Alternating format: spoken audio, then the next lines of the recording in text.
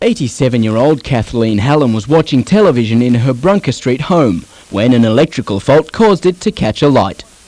A one-time polio sufferer, Mrs. Hallam was physically unable to then leave the house until her son, who also lives with her, put her in a wheelchair and took her outside while their home continued to burn.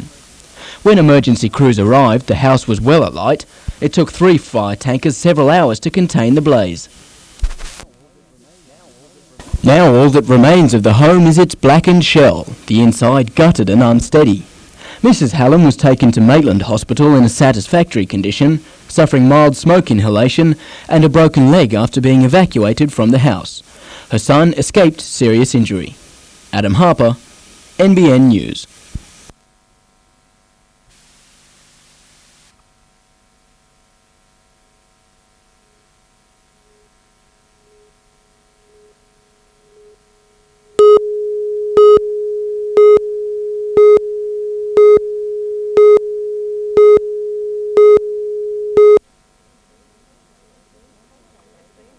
It seems holidaymakers wanting to beat the traffic delays on the way home from their break up north may have driven straight into it, but this time the hold-ups were in the opposite direction, with southbound traffic banked up for more than 20 kilometres from Bulladila to Kurua. And once again, motorists were less than impressed. A bit slow with wet weather and that's slowing it down. So is that annoying for you? yes, a bit frustrating. Oh, it's not real good, is it? On a brighter note, police say they've been heartened by a substantial drop in the number of accidents on Hunter roads this Easter. We've had a reduction from 101 last year down to about 32 this year, which is quite dramatic.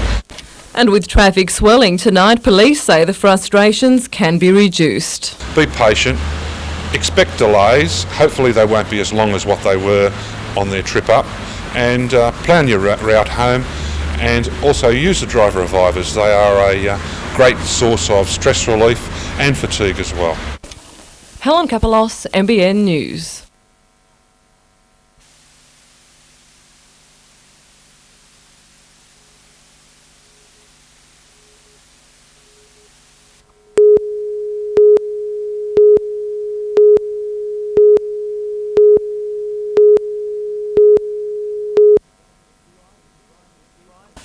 Tries to Ryan McDougall and Jono Wilson helped Newcastle jump to a 13-point lead, but Central North was gunning for its third country championship in 4 years and wasn't about to lay down without a fight. A penalty just after the break got things rolling at 15-6. Central North continued to pressure Newcastle's line and managed to turn pressure into points. After pinching the ball just short of the line, quick hands from Phil Barwick and Tom Newby ended with Gunnedar's David Rose. A missed conversion kept things at 15-11, but Central North had every chance to win it. A kick downfield went horribly wrong for Newcastle and put Central North right back on the attack. Desperate defence became Newcastle's greatest weapon as it kept Central North out. With time running out, this missed chance will be one long remembered. A late penalty secured Newcastle the title.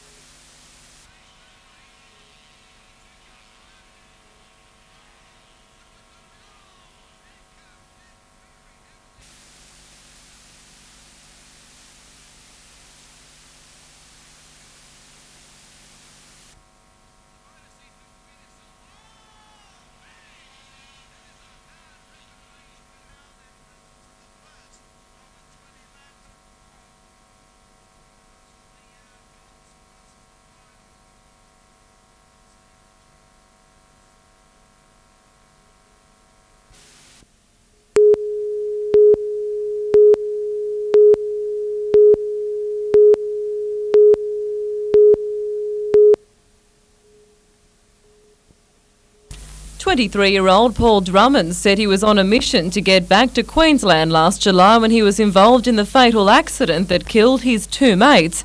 He admits he was a little tired at the time but remembers little of the crash just north of Bulahdelah when the stolen black Prelude he was driving crossed to the wrong side of the road and into the path of a semi-trailer. Earlier this year he pleaded guilty to 2 counts of dangerous driving occasioning death, offences which attract a maximum 10-year jail term. But in Newcastle District Court today he was sentenced to a maximum of 3 years jail, eligible for parole from next January. When imposing the prison term, Judge Coulahan said the relatively short sentence marked a departure from what he'd otherwise consider an appropriate term.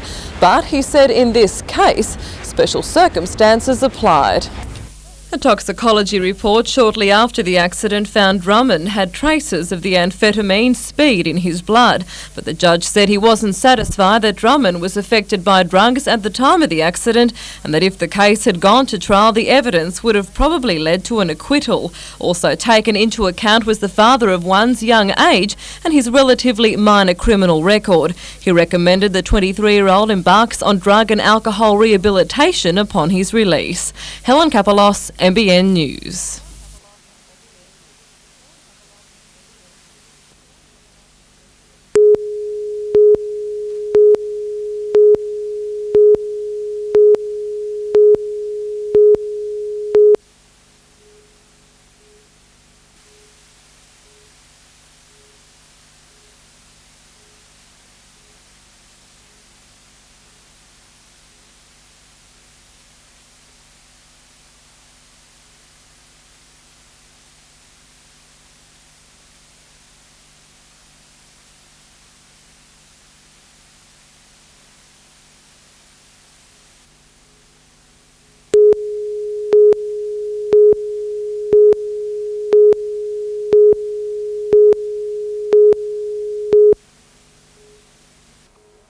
Sydney United got the early goal at Adenza Park, but so bumpy was the ground, Tom Marrick had to use a breaker's head as a kicking tee. Coach Sterry called the ground a dirt heap that set the tone for a lacklustre game. To have 2 keepers at National League level, only have 3 saves between them, that just tells you how bad the game was. So, it was just a scrap heap. Nobody could control the ball, nobody could stop the ball. It was just that bumpy. Good players made big mistakes. Still, the loss was disappointing. The Breakers' finishing was not what it should have been, especially against the last place team in the league. There's 3 matches to go for Newcastle, and a win will earn the side's first ever final spot. But 2 of those games are against the defending champions, the first at Breaker Stadium this week. I'm confident that we can still do the job. We only need 1 win out of the next 3 and we're in there, so hopefully that'll come this Friday night against South Melbourne.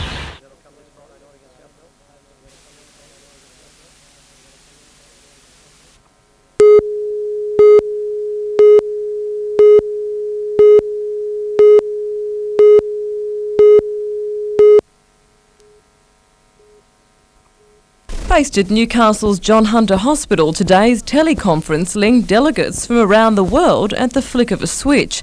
A receptive audience was on hand to hear from one of the world's leading telecommunications experts, Gil Gordon, and his views on just how new technology has affected our lives. The bottom line with this sort of technology is that you must exploit it. It is there for you as a convenience tool. But the everyday use of communication tools such as mobiles, laptops and emails means it's harder to switch off, a phenomenon some describe as the anytime, anywhere office. And it seems knowing how to differentiate between work and play is a universal concern. The danger is that we feel we should be working in some way all of the time because we can take our laptop to the beach. We can take our laptop on holiday in the Hunter Valley with us. Individuals were also encouraged to turn off today's mobile office technology more often. Helen Kapalos, NBN News.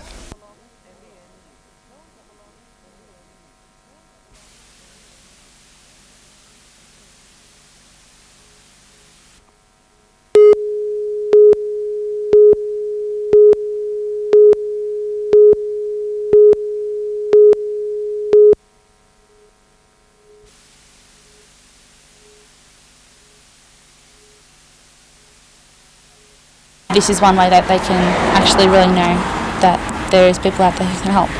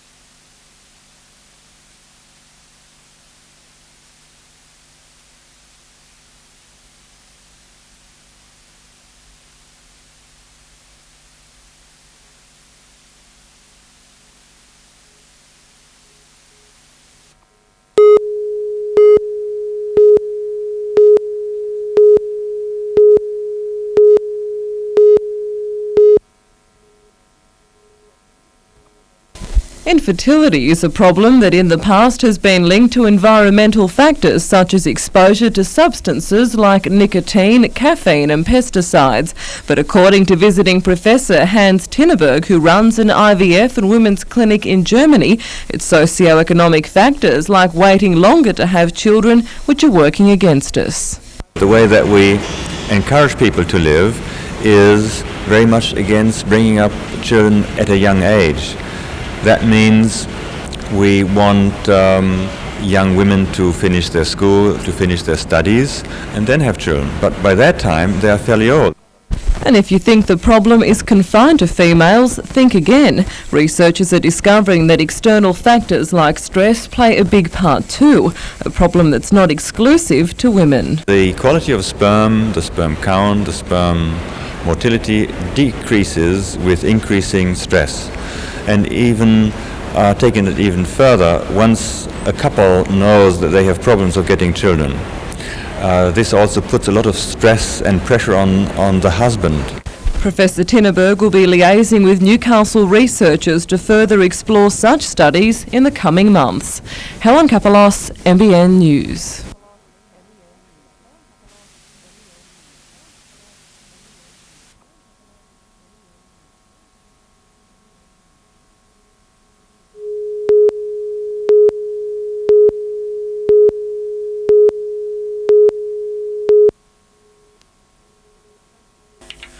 Chasing Kevin Curtin is about all riders could manage last weekend at Mount Panorama, with the Newcastle speedster smashing lap records on his way to a clean sweep of wins. But a European motorcycle team, BKM Racing, caught up with Curtin midweek and has now flown him to Japan for round 2 of the World 600 Series. Qualifying continues today and tomorrow. A good result in the race itself may lead to a permanent position with the team. A bit closer to home, and round 3 of Newcastle Rugby League kicks off tomorrow, with Maitland to play Waratah and Cessnock hosting Macquarie. On Sunday, Lakes and West feature in the match of the round. Nelson Bay christens its new home ground, while Central play South Newcastle. NBN Soccer League round 10 starts tonight, with South Cardiff and Belmont Swansea squaring off, while the rest of the round is completed on Sunday. Newcastle Rugby Union clubs welcome back their Country Cup winning representative players tomorrow. Merewether take on the Students, the Wanderers play the Hawks and Singleton host old rivals Maitland. But the match of the round should be the Eastern Districts clash with New Boys Nelson Bay.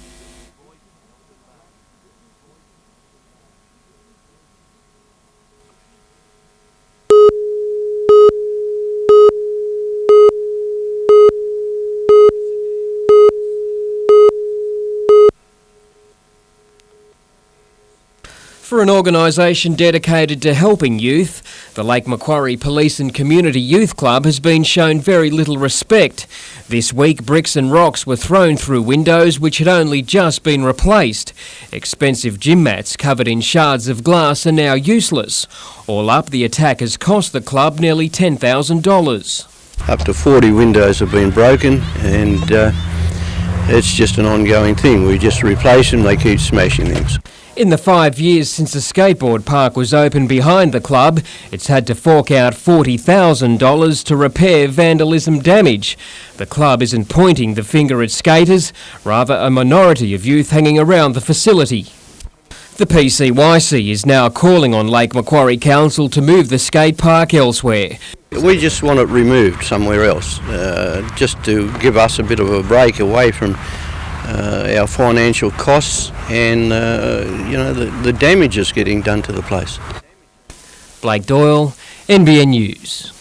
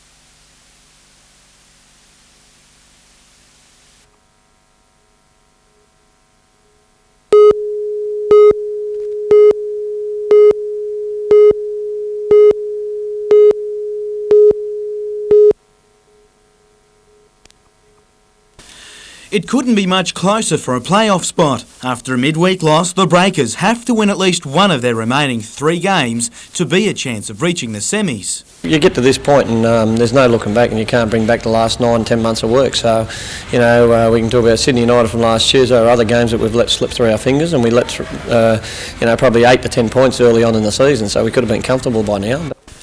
Premier South Melbourne arrived in Newcastle late today, knowing they won't be defending their title this season, but they can still salvage some pride. Yeah, we are still the reigning champions, and we want to finish the season off on a positive note. Experience may also be a deciding factor as South Melbourne meet a side that's never played semi-final football. They're under a little bit more pressure than we are, and it's games that they'd like to win, and that's going to probably play a little bit on their minds rather than ours.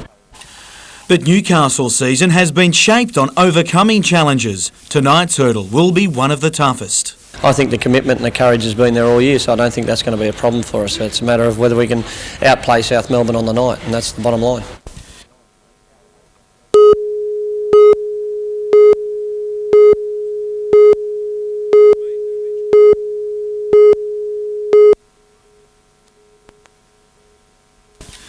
"17 years at the national level has taught Warren Ryan to roll with the punches that come with being coach, and sometimes not.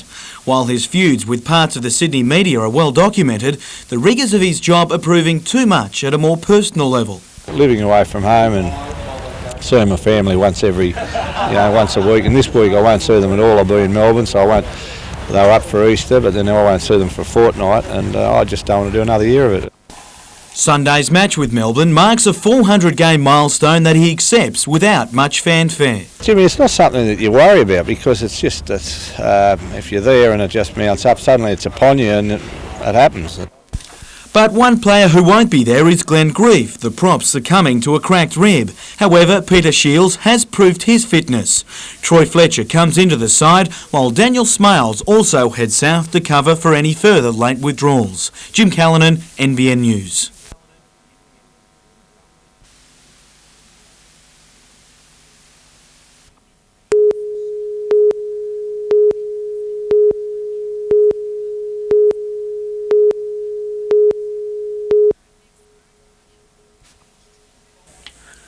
You couldn't fault the home side's start to the game, just its finishing. 2 chances in the opening exchanges, but no result.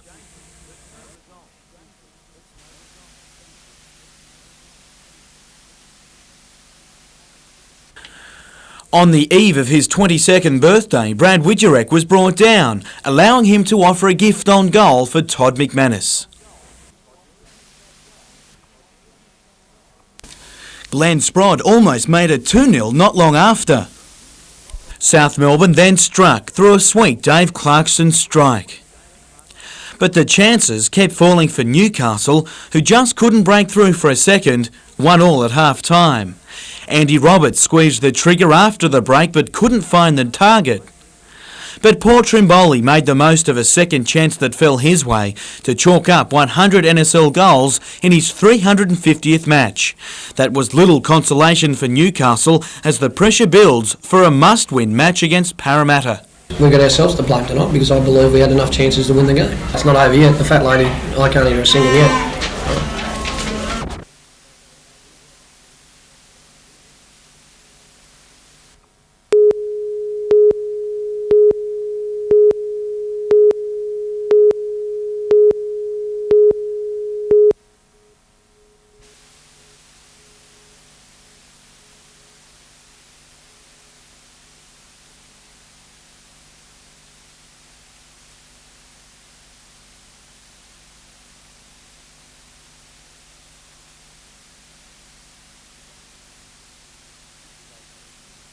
Particularly those people who might be living in the vicinity of schools, to just be aware that in our community at this stage has been a number of attacks on schools in our area, and we are seeking all the assistance and information we can from those people.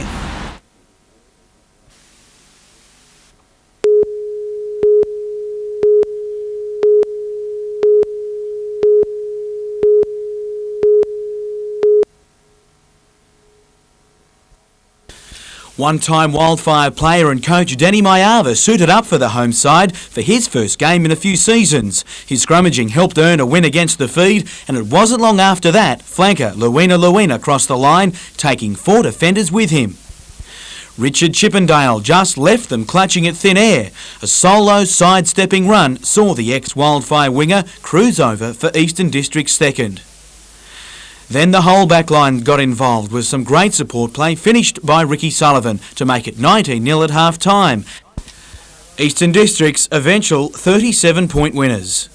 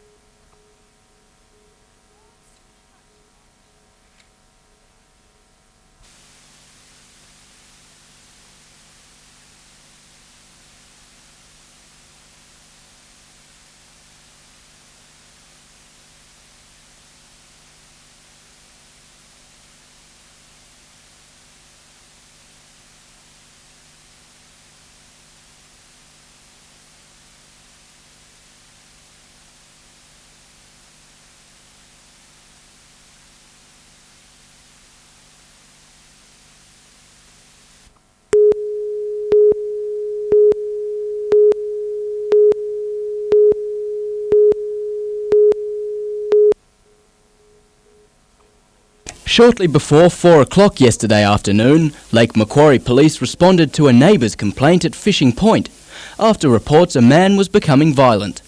But after arriving on the scene, they realised the situation was far worse than expected. There was a situation beforehand that led police to actually don their bulletproof vests and actually attend the scene. That move may have proved a lifesaver for one of the policemen when seconds later, the gunman fired several shots from inside the home, one hitting a 40-year-old senior constable in the right shoulder. Police were then forced to evacuate the area and try to negotiate with the armed man. Unable to make contact with him for several hours, Special Operations Police geared up to storm the house. But what they found inside was unexpected. Police have entered the premises and have located a male person in the front room of the house who appears to have inflicted gunshot wounds to himself. The 24-year-old gunman was found dead inside. A shooting team has been assigned to conduct a full investigation in the matter, and the matter will be subject to a coronial inquiry. This morning there was little evidence of last night's drama, only neighbours shocked by the outburst in a usually quiet street. No, Sleepy Hollow. Unbelievable. The wounded officer underwent surgery last night and remains in a stable condition at the John Hunter Hospital. Adam Harper, NBN News.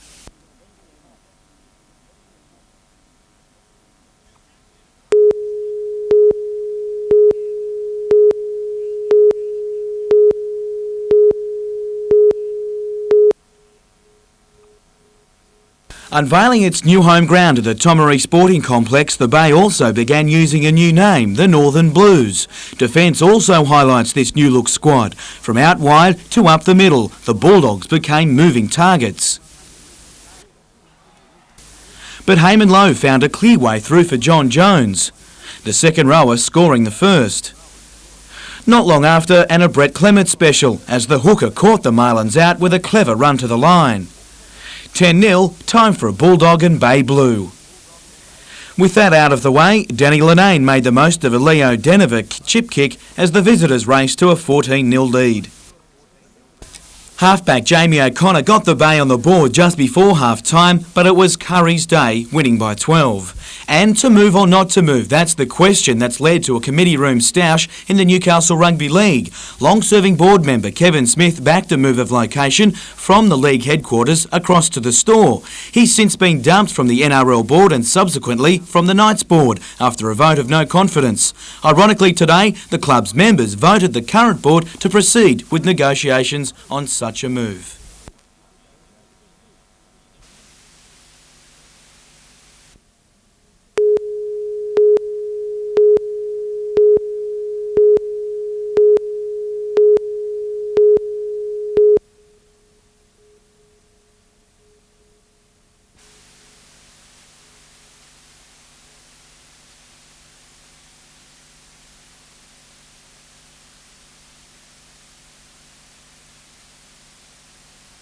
We've saved the lake for further industry on the foreshore and possible contamination.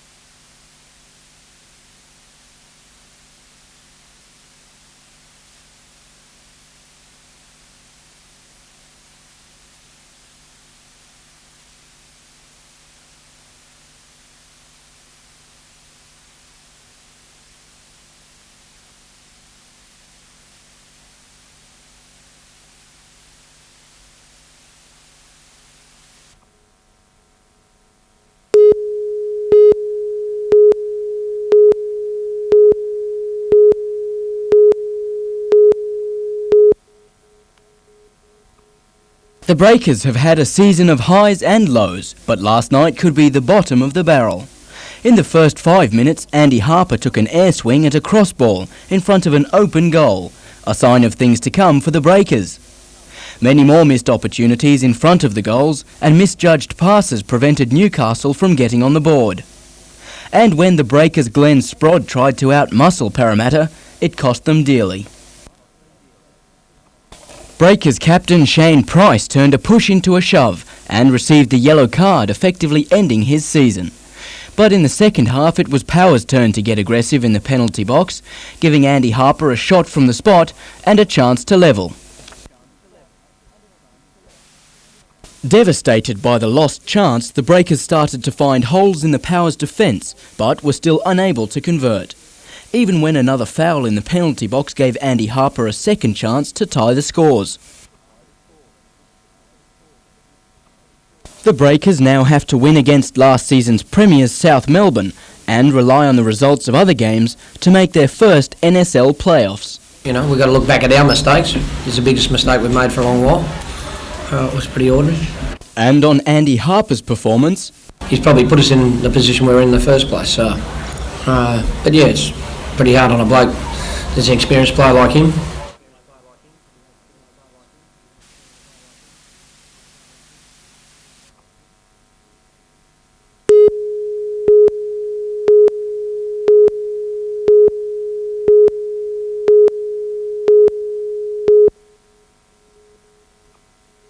Newcastle councillors debated this year's budget into the early hours of this morning, the outcome marking an almost historical decision. At the expense of a $47,000 deficit, councillors have approved a draft budget which features a 2.5% increase, 0.2% below the state government cap.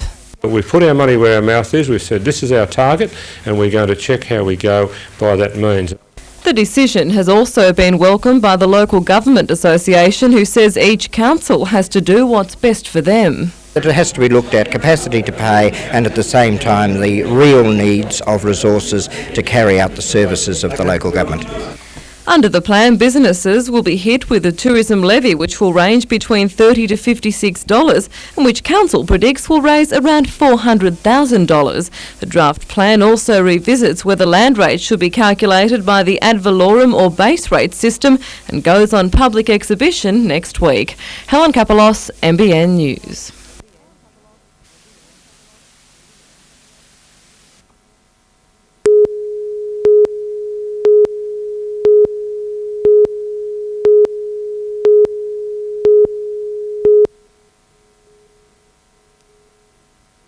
Two prisoners, 25-year-old Gavin Squires from East Maitland and 29-year-old Patrick Lambert of Rosemeadow in Sydney, faced Maitland Court today. They'd been on the run since Monday after escaping from the Kirkconnell prison farm near Bathurst. And acting on intelligence received about 1:30 a.m. this morning, police went to a premises on the New England Highway at Rutherford, where both escapees were located and apprehended without any further incident.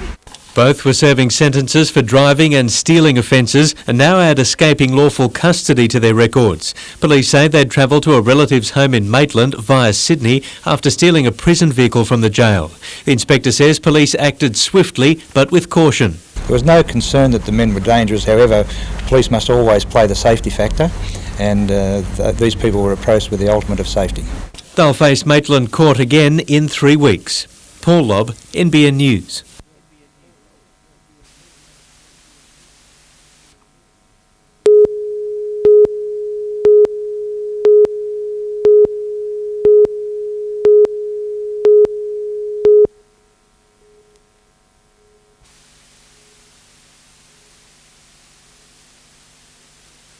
We actually have more competitors in the Olympics, and we'll actually be bigger than the Olympics in many ways, except obviously for the crowds and the media, but we actually have more sports, more athletes.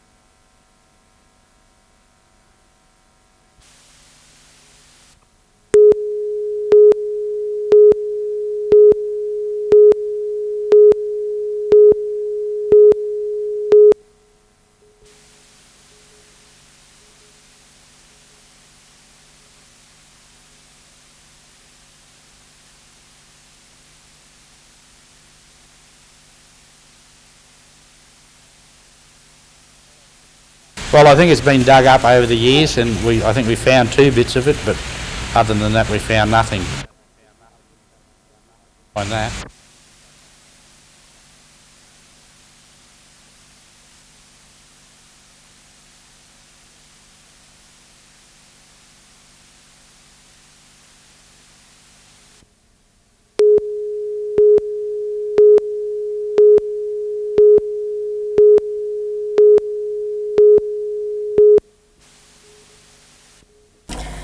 The finishing touches were added to the Newcastle Entertainment Centre this morning before the Swifts hit the court in preparation for the centre's first ever national netball game.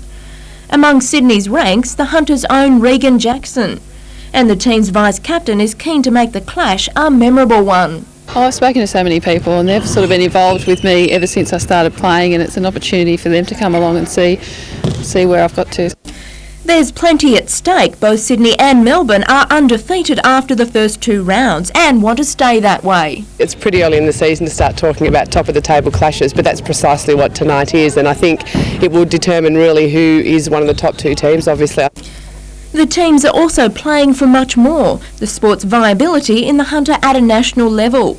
With Newcastle to host a further 2 National League games plus a test match against New Zealand, there's a push for the city to join the national ranks. That's something hopefully in the future that might happen, but it's a bit hard to say now. But if we can get a good response to this, then anything can happen.